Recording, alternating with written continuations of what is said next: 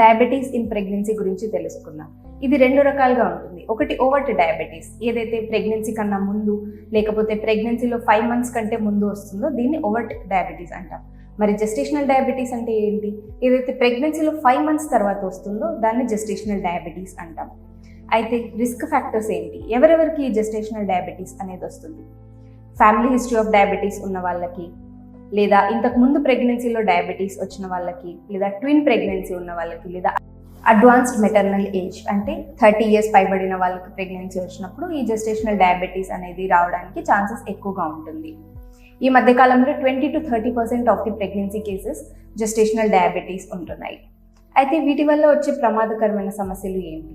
బేబీస్లో వచ్చేసి కంజనైటల్ మాల్ఫర్మేషన్స్ ఉండడము, లేదా ర్యాపిడ్గా ఎక్కువగా వెయిట్ గెయిన్ అవ్వడము, బేబీలో వెయిట్ ఎక్కువగా ఉండడము, ఇది సిజేరియన్కి దారి తీయడము, లేదా వెయిట్ అస్సలు పెరగకుండా ఐయుజిఆర్ అవ్వడము, ప్రీమెచ్యూర్ డెలివరీ అంటే 8 monthsలోనే డెలివరీ అయిపోవడము ఈ ఐయుజిఆర్ కారణంగా, డెలివరీ అయిన తర్వాత బేబీ హైపోగ్లైసిమియాలోకి పోవడము, లేదా బేబీకి ఫ్యూచర్లో కూడా డయాబెటీస్ వచ్చే ప్రమాదం కూడా ఉంటుంది.